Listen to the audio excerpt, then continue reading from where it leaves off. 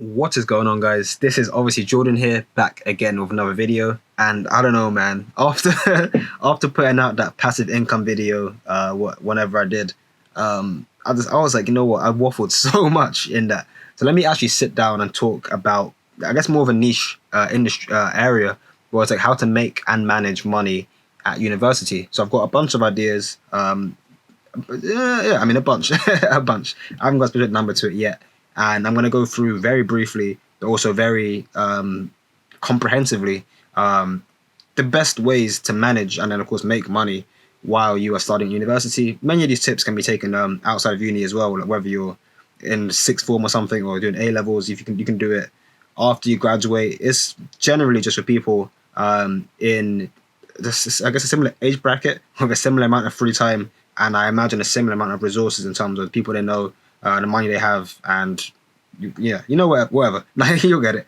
Maybe it's applicable to you, maybe it's not, but we'll see for the course of the video. And let's start by talking about how to best manage your money. So how to manage your money at university. For me, my methodology, my idea with it is like the best way to manage your money, the best way to manage anything really, is to not do it. Like, humans just can't be trusted to do anything.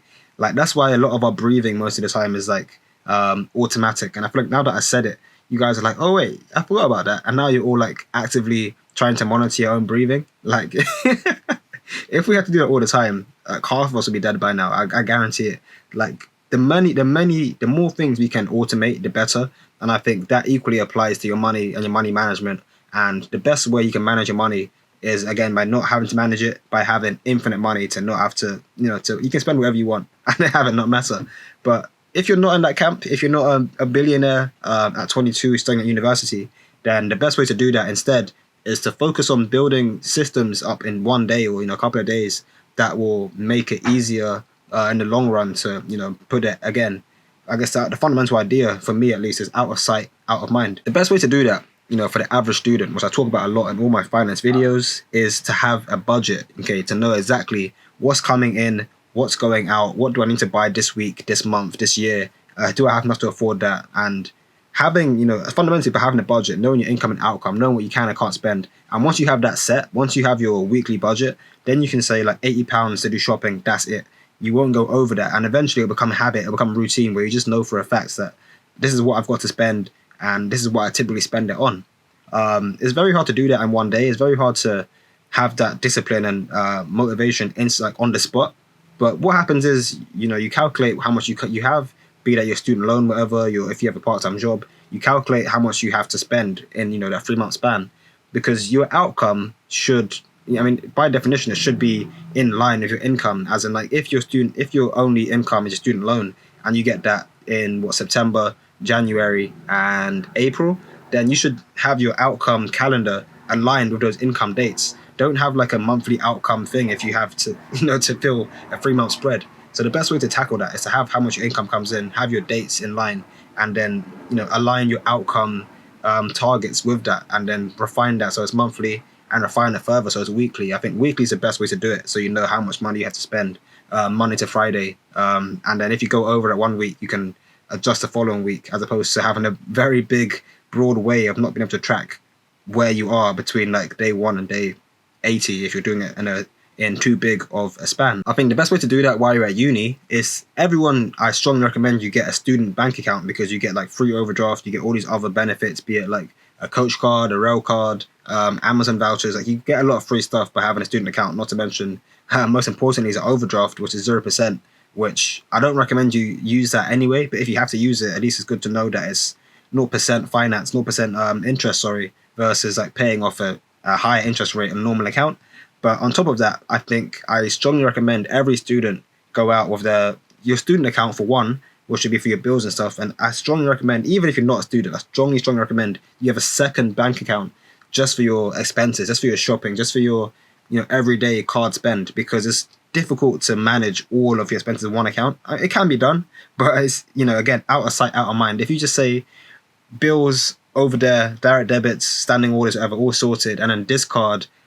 What I even did in my first year is I had my main student account, and I put like £10 a week, sorry. So every week I'll transfer my other card £10 out of that budget. So all my income went in there, but the money that I could actually spend, my actual spending card, I only had like £10 a week. It turned out that wasn't enough to get by. Like I ended up having to transfer more money across. But that's where budgeting comes into it. That's where you have to know how much you need to spend each month. If you know for a fact, I spend about £80 a month, a week, sorry, then have that account, have all your income going there and say £80 a month and a week onto this card for expenses. If I overspend, that's down to me, below my budget. If I underspend, then obviously that money will stay on this card and roll over. And that way you're always in control of how much money you have to spend, because that card with all of the overdraft and everything else is over there, again, fundamentally, out of sight, out of mind. No matter what you spend on this card, you have to know that your rent's being paid over there, your subscription is being paid over there, your insurance, everything else is being paid over there, and then have a different account. You can do it on one account. I prefer doing it on two, so again, outside of mind, but you can do it on one if you want. And that, of course, comes down to you and how you choose to handle your business. I think the final solution on the whole managing side, in line with the philosophy, the OSOM philosophy, is shared expenses. And this fundamentally, this is very, very important when it comes to not owning a house, but, sharing, renting with your friends or even with strangers at any point in your university career. So how do you manage this? One thing that I didn't do, but I think many people should do, I recommend it as well, is similar to having another card for your expenses, having like a house account or a house pot or something where you all put in a certain amount of money per week, per month, whatever, and use that money to go and buy house stuff. Like rent, technically speaking, you should all be paying your own rent, so that can be in your account. But when it comes to, if you have a shared toilet, for example, toilet roll, there's always going to be that one guy that ends up buying it the most, and then he complains later on, why am I buying all the house stuff? And then someone else is always buying fairy liquid, and they go, why am I always buying house stuff? And it's like, instead of having that, like, there are several ways you can manage it, to be fair. Like when in my second year in our group, we had like every day there'll be a different pair that would handle the washing and the bins and stuff. So that Monday would be me and someone else. Tuesday would be person X and person Y. Wednesday would be such and such, and we would know what day of the week we're doing our washing. And the idea is that you stick to that rota. But if you can't stick to a rota, again, I think the best way to manage situations is to not manage it so it's out of sight, out of mind. Obviously, bins have to be done by someone. But if you just say, look, I'm going to be the bin guy, I'm going to do the bins every week, instead of having to manage someone else and make sure that things are getting done, say, I'm going to do it every week. Maybe you always buy the fairy liquid, maybe you always buy the bin bags, maybe you always clean the toilets or buy the toilet roll, whatever. That's one way to do it, to reduce the amount of management required. But again, I think the best way is to have a group bank account, a group savings account, a group pot. If every week you just put £10 into this pot, or you assign a lead tenant, a lead owner, the main person of the house that can do all the shopping, and every week you all transfer £10 to that person to do the work. That's the best way to do it, because again, out of sight, out of mind, OSOM. You want to do as little as possible. You want to have a system that you can believe in that makes sure things get done for you, because otherwise it gets so difficult. And I think in university, you don't want to have to be worrying about who's buying what and when rent's being paid, when you're also studying, when you're also making friends, when you're also, some people will be balancing a part-time job, but you're doing all these other things that are big priorities that are very important that you can't afford to get wrong. To also have to deal with these other things that are maybe more trivial, or maybe can be sorted by automated processes. It's like, you don't want to put brain power into that. So make a system from day one that you can rely on, that's very sturdy and rigid, that won't fall apart, that you can just leave out of sight, out of mind, to manage your money for you. And that way, again, you won't have to actually manage anything, because it will be done automatically. So for the second part of this video, we're going to address how to make money at university. And the thing is, there are about 4 ways you can do this, even though technically they all come under the one umbrella of work. If you're going to have to work fundamentally. If you don't want to work, you can rewatch the last video on passive income. But fundamentally, no, like working, when you're at university, you're going to have to work, and realistically, you're going to be working part-time, because unless you have 40 hours a week to invest into your work and your studies, you're going to have a hard time balancing both. So I strongly recommend obviously working over like anything else. And then if you have to work again, I'll explain the 4 ways, but fundamentally it's got to be part-time, and it's got to be well thought out, because when it comes to your career, you want to work to do something that you believe in, you're passionate about, yada yada yada. But when it comes to university, when you're making money, unless you have something you're passionate about, you can only put a couple of hours into a week for, The idea generally is just to make money, just to make ends meet. And on that regard, you gotta put your pride to the side and be like, you know what, let me just get the money. Let me just pick the one that's gonna earn me the most, that will take the least time, that'll benefit, that'll push me towards my goal. Like in this sense, it is just a means to an end, and it's not about finding your passion or anything like that. Of course, you can. There is no reason, like they're not mutually exclusive. You can find a job that you really enjoy that will have good career prospects, that will boost your CV and the right things, that will also pay you well as well for not much time. But fundamentally, yeah, we got to figure out how we're gonna make money. So let's not talk about the bigger, being passionate. Yeah, for the culture. That let's like there's a goal at hand. It's a means to an end. So the first thing there is, I guess, the most obvious one for most people. That, to be fair, I say it's obvious. People often overlook it, but it's something that it should be right under your nose at all times when you're on campus. And it's student jobs. The jobs that they only give out to students. For example, open days, careers fairs. Sometimes they have like society events where they need like people, not volunteers, but sometimes it is volunteers to be fair, but other times it's like actual people to monitor it. Library assistants and things like that, where it's like they only really give those jobs out to people that are students, because otherwise, if you're having an open day, you can't bring in a random person from the street to talk about engineering. You need to speak to an actual engineering student. And yeah, sometimes they do ask you to volunteer. Typically, if you do it through your faculty or if you do it through your society, it's going to be volunteering. But if you do it through like your career service, or if you apply to do it through like the student admin team, or it's like an actual team of people that actually do these things, you can do it and you get paid very, very good rates, because I think they know that most people are volunteering. They know that the budget is going to be like, they probably have a normal size budget, but because people are going to be volunteering as well, and because you're not getting paid for like holiday pay, like it's not even part time when you're doing a student job. It's kind of like freelancing, I guess, or it's like contracted work, or fixed hour, like flexible hours. So it's like you get way more money. I think my job, I got 2 jobs on campus this year. One of them is like £10 per hour, and the other one is £17 per hour. So even though I'm only going to be doing again like 8 hours per week because it's part time, it's still potential to be like quite a lot if you find ways to stack up, like swap shifts or generate. If you get multiple of these jobs, you can do like open days, because open days are only going to be one time of year. Careers fair is only going to be one time of year. Some of the receptionist work or library work is only going to be certain times of the year where it's busier. So if you can balance these out and have like 8 hours consistently on average throughout the whole year, or 10 hours, 20 hours, suddenly you're seeing a lot of money. If you're getting £17 per hour for 20 hours, that's basically what, 40 hours at, yeah, so double the hours if you half the rate, was that £8 an hour? So that's probably a more easier way for you to imagine it, because people don't really earn £17 per hour on the streets. But there are a lot of student jobs out there, and if you think about what's going on around campus, careers events, open days, as I keep saying, libraries got to be maintained, faculty's got to be maintained. If you have teaching assistants, most of them are like PhD students or master students. Like you're probably in line for it. Even if you're a second or third year, you can even be a TA for first years that are just coming through. So look around and see what's available, see what's out there, because there's a lot of campus jobs that are exclusive for students, so they're way less competitive.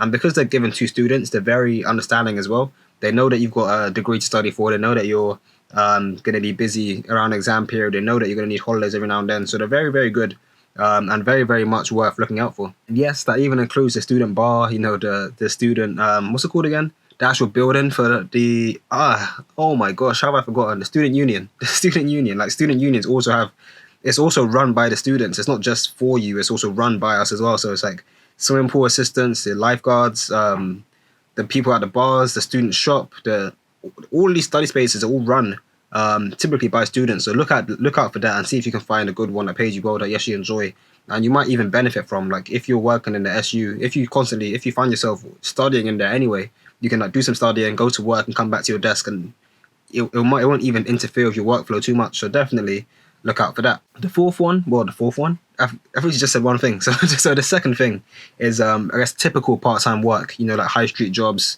If you want to work for like some maybe local startups, or cleaning street. I don't know. I don't know if you if you consider street cleaning a part-time job, but it's like they're typical jobs, I guess, like high street jobs, working in a bar or a club or something like that, and just doing part-time work during the week to make ends meet. There's not really much I can discuss about that because it's pretty basic. Just going to the high street, handing out CVs, and working wherever you want.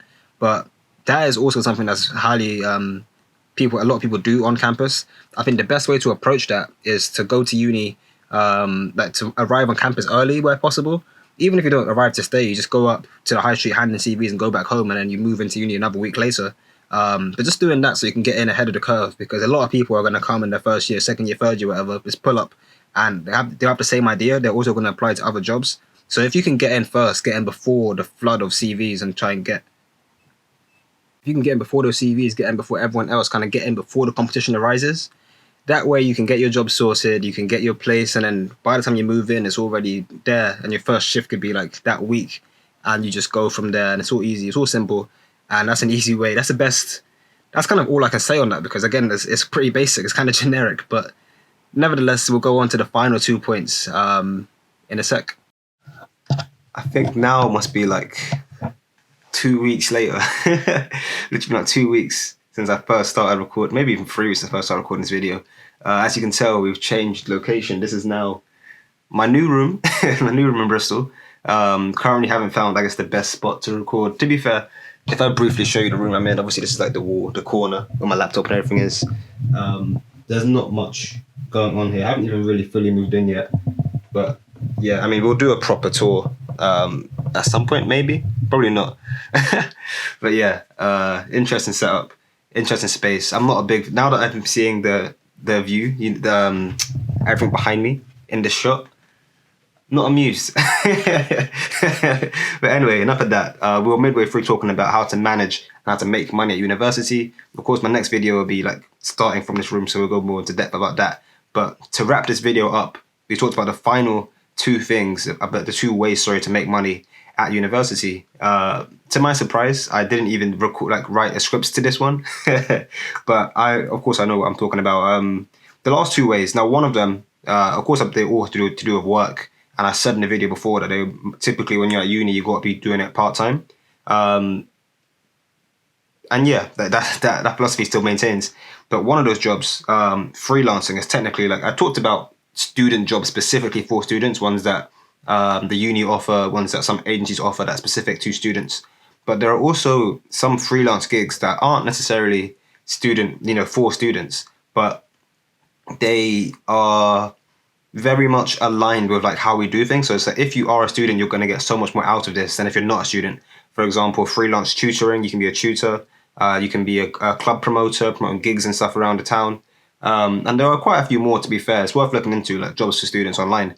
But the ones that I've seen the most are people that do club promoting, where it's like, it's not promoting in the typical sense where you're standing outside screaming free tickets or £10 for this, whatever. Like some of these guys are, I can't remember the specific name for it, like representatives, I guess, where you go there before the night or after the night, whatever.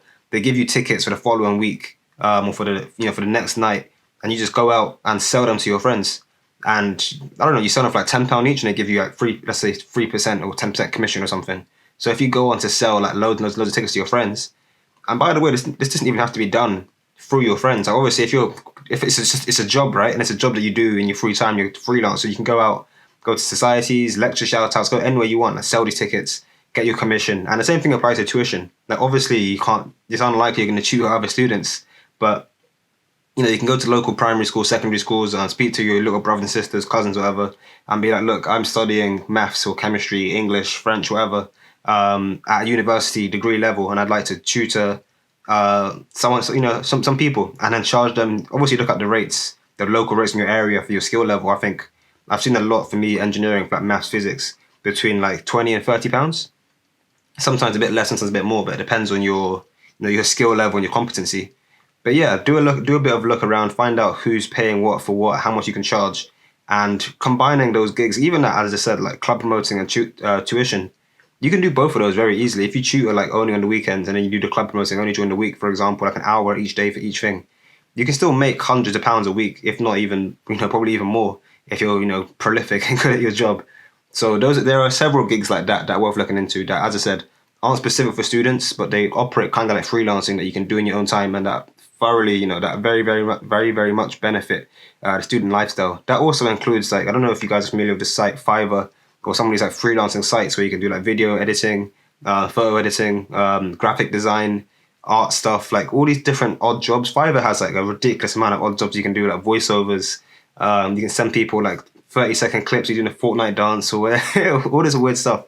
It's called Fiverr because everything you pay for is like cost a fiver or like $5, so it's like £3.85 or something. But yeah, several things like that, as I said, aren't technically jobs, aren't necessarily specific for students. But when you see yourself like the timetables we have, where you're quite flexible of going to lecture here, catching up online, homework there, like it's easier to facilitate, I guess, freelance gigs and to get yourself a nice timetable that benefits you and that suits you, that isn't necessarily fixed every week as like a typical job would be. And then that leads us nicely onto the last thing, which, to be fair, I said at the beginning of this video, or at the beginning of the last video, it's like, you don't necessarily need to find a job of your passion that has good career aspects when you're at uni, because it's more about just getting the money. But one way to facilitate, both of those things is an internship. Now, not every industry sector has internships. I'm not too sure if, like, media, for example, the media industry has as many ongoing internships, maybe like at Sky or some of these like big broadcasting companies. But it's kind of hard to find these in every industry. But like tech, law have their back schemes. Obviously, banking and finance have their summer internships, spring internships. A lot of these companies, you can find them in like logistics, marketing. A lot of industries have and run consistent internships every year. And that's the best way to, as I said, you earn money, even though technically you only earn in the summer, because you can't do, you can do off cycles during the year. But typically, it's a summer internship. You have like 6 to 12 weeks in the summer. So from June to July, August, September. And you're just literally working for that company for a fixed period of time. And you're making the actual wage. Well, most of the time, you're making the actual wage. Obviously, condensed down for the fact they're only there for a couple of weeks. But, if you're someone that's numerically competent, or not even just numerically, if you look at the roles that banks offer, some of these things, you can work in like HR or something. Most of them offer between like 36 and 50K pro rata, which when you divide that by 4, because then you get a quarter of the year, 3 months in the summer, you're still making like 10,000-12,000 pounds in some cases. A lot of my friends I know literally like were paying tax just for that summer because they made so much money. And it's like, of course, I'm talking specifics about money here, but the idea when I talked about internships was to do career progression, something to put on your CV. If you do want to work for that company and you do very well in internship, you're very likely to get converted into a grad scheme or maybe a full-time job just right off the bat, or they can ask you to come back later and do more things. You can come back and do another internship in a different part of the industry and different part of the company, look around, and it's just a very good way to get ahead, I guess, ahead of the competition, and to get, an actual foothold in the sector that you want to work in. So internships are definitely one to look for. But yeah, as far as this video goes, that's essentially it for now. Of course, I mentioned all the other assets, facets as well, of making and managing money. I did end up writing out some notes, like literally before I recorded this. Talked about like managing money in a way that's making it out of sight, out of mind, trying to automate as much of that as possible, working together with your housemates or flatmates to budget and work effectively between you, so you're not always worrying about when things are going to get done. One thing that I've actually done since moving in here is a lot of the things that we have to buy that we both mutually buy in terms of food, like chips, for example. Every now and then we like buy chips. It's like whenever the packet runs out, just buy it, and then we'll just operate between the two of us, well, soon to be the three of us, but we'll operate like that. So there's always stuff available, and so everyone's always paying for the same amount of stuff, but it also maximizes space as well as your budget, and as well as everyone knowing what's where and when it's going to be there.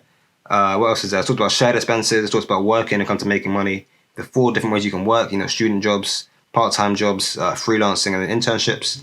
And that's essentially it. To be fair, like one closing thing is that internships, as well as making money and career progression, blah, blah, blah, they're actually very, very good to get in general. Like fundamentally, we talked about this a lot on my podcast, The Undergraduate Survival Guide, with different guests and stuff, but fundamentally you're at uni to get a job. So understanding that if you get an internship, you can get one foot through that door already, like just bear that in mind. And definitely while it's still October, well, it's Halloween today actually, but while we have some time to get in early, definitely look around at your options and try and get an internship going this year if you can. But yeah, that's it for this video. Hope you guys have enjoyed it, and I'll talk to you in the next one.